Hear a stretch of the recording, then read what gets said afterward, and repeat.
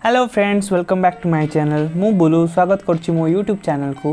जदि आपण माने मो चैनल को प्रथम थर पे देखुछंती ताले सब्सक्राइब करंतु एवं पाखर थिबा बेल आइकन को प्रेस कर दियंतु, जहा फल रे हमर न्यू वीडियो अपलोड करबा परे आपण को नोटिफिकेशन माध्यम रे पाई परिबे। ताले आसंतु देरी न करी स्टार्ट करबा आज न्यू वीडियो।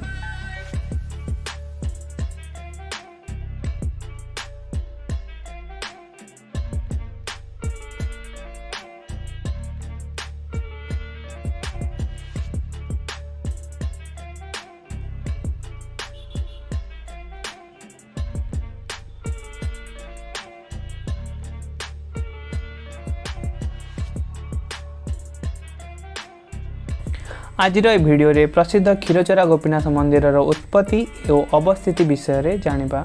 एही ऐतिहासिक और पृथ्वी प्रसिद्ध मंदिरटी पूर्व ओडिशार बालेश्वर जिला अंतर्गत रेमुणा ब्लॉक रे अवस्थित, जहाँ बालेश्वर सहर ठारू पाखापाखी 11 किलोमीटर दूरता रे अवस्थित। पृथ्वी प्रसिद्ध कोणार्कर सूर्य मंदिर निर्माता श्री श्री लांगुला नरसिंह देव निजर स्वप्नादेश अनुजाई 1300 ख्रीष्टाब्द एही मंदिरटी को रमणीया बा वर्तमान रेमुणा ठारे निर्माण करथिले।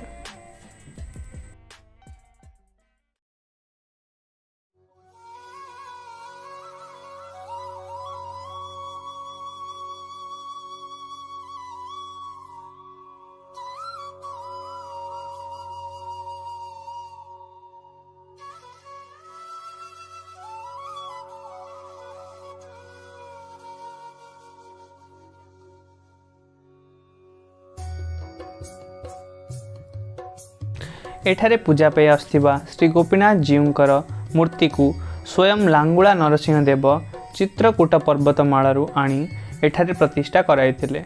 लोककथा अनुसार गोपीनाथ जीउंक मूर्ति निर्माण पछरे एक सुंदर कहानी रही।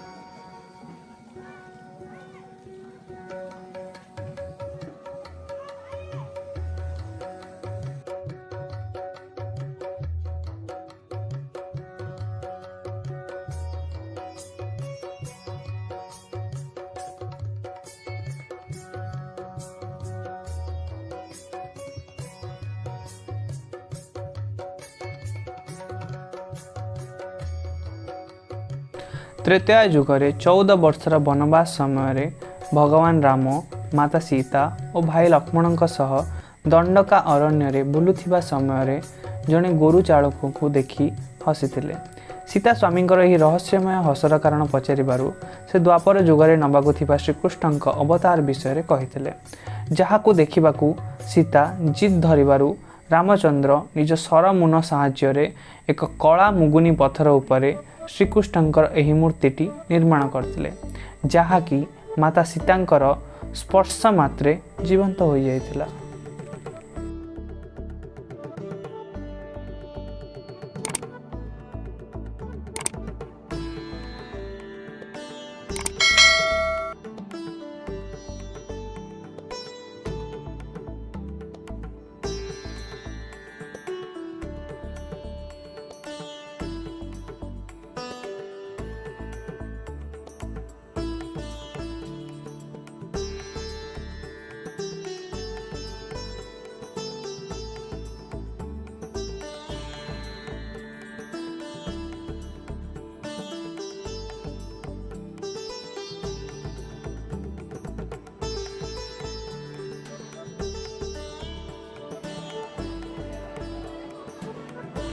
मंदिरटी को घेरी रही सुउच्च प्राचीर, जोठारे श्रीकृष्ण जन्म ठारू नहीं कंसबद्ध पर्यंत घटी प्रत्येक घटना को सुंदर कला और कारुकार्य उपस्थापना करा जायछि।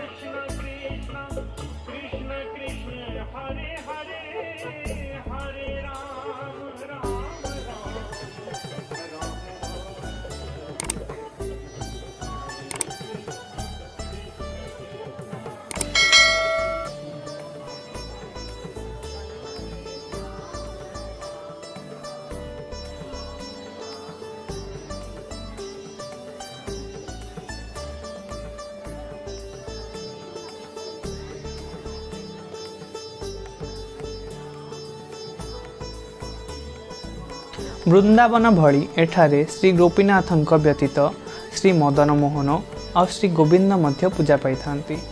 गोपीनाथଙ୍କ डाहाण पटे मदन मोहन एवं बाम पटे गोविंद को स्थापना करा जायछि।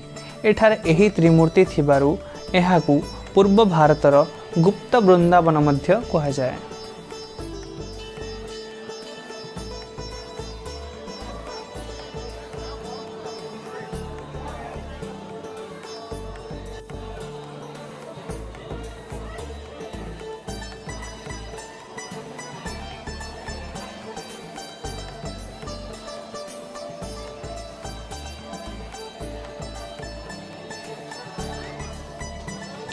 खीरी हेउची एठाकार मुख्य प्रसाद, जहाकू क्षीर, खुआ, चीनी और गुजराती भली सुगंधित द्रव्यरू प्रस्तुत करा जायथाय।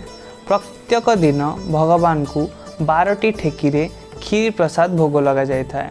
किंतु दिनकर कथा, भोग लागिबा समय रे श्री गोपीनाथଙ୍କ परम भक्त महेंद्रपुरी को खीरी के खाइबा पाई बहुत इच्छा होइथिला और भगवान भक्तर मन बुझी ताकू पिंधा जाउथिबा लुगा तले एक खीरी ठेकी को लुचाई देइथिले और रात्र समय मुख्य पूजकों को ताहा नहीं महेंद्रपुरी को देवा पाई स्वप्नादेश करथिले।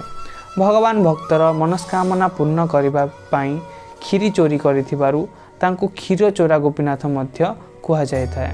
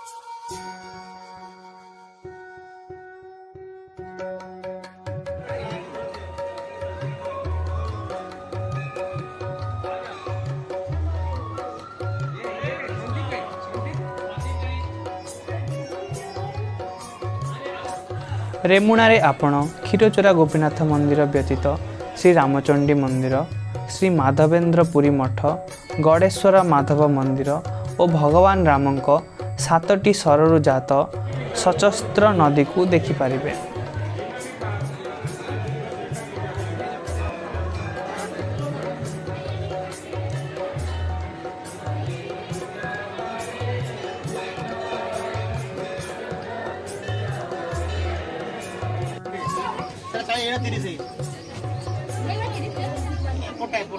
बादाम पासा 30 आउ 40 सेकंड एटा 30 एटा 30 एटा 30।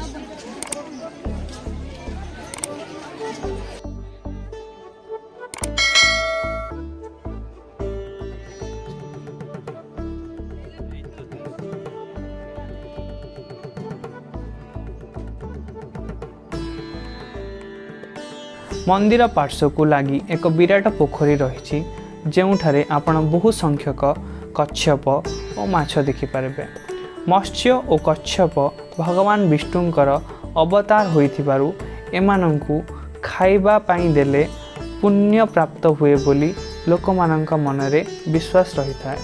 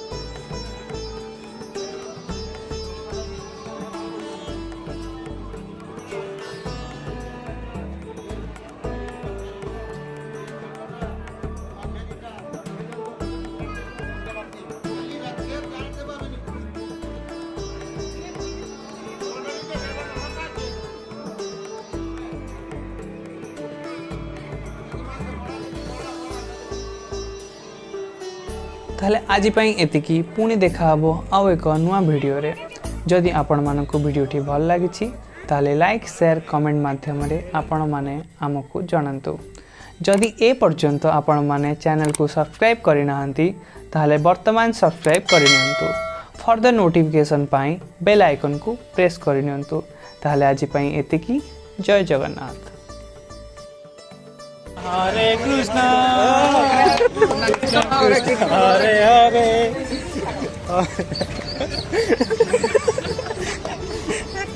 कौन किए गोविंद बोलो राधे।